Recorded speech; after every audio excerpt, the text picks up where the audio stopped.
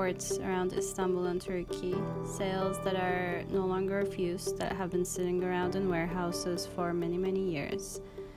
We look at each sail, we examine its imperfections, its prints, its colors, its trims, and we cut each pattern piece one by hand by including the characteristic of each sail into the design process itself.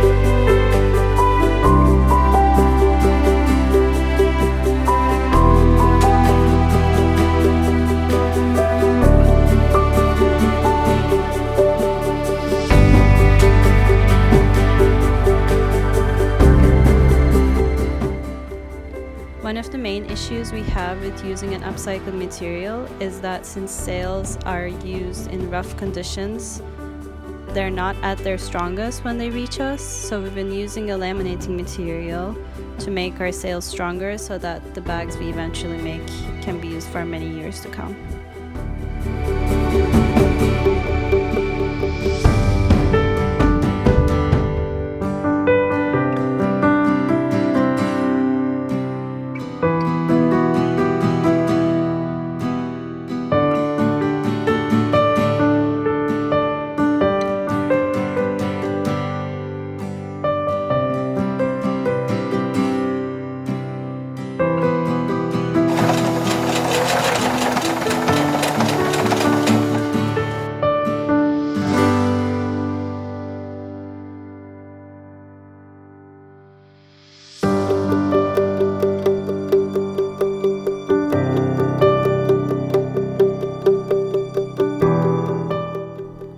It's really important for us to source and produce as locally as possible, so we aim to source materials only from Istanbul and use dead stock and readily available materials as much as possible.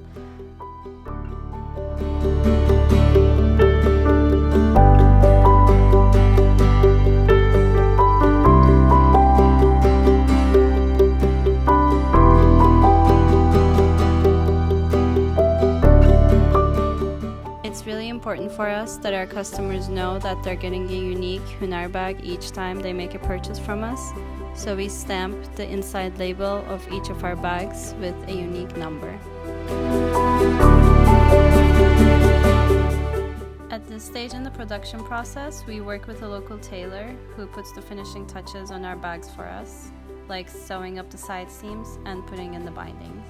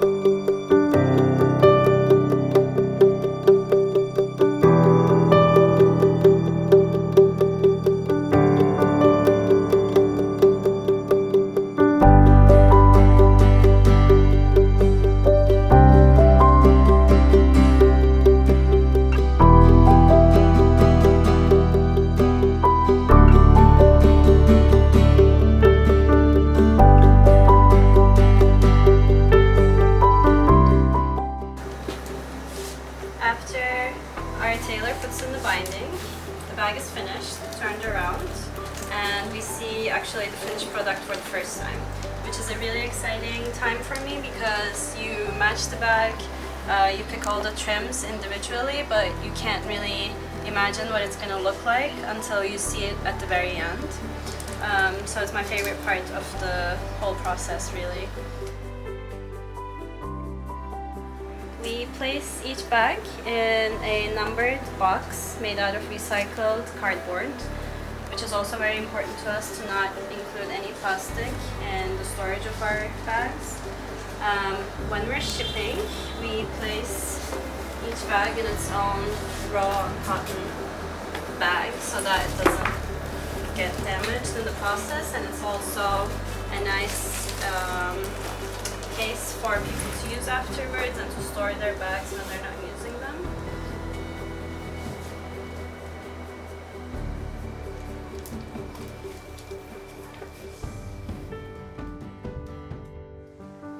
Remember the backing material from the laminating process we talked about earlier? We actually use that paper to wrap our boxes in for our shipping process because we don't want these boxes to get damaged by water or anything that might happen to them in their journey. So we wrap it in this paper, which is more durable against water or dirt.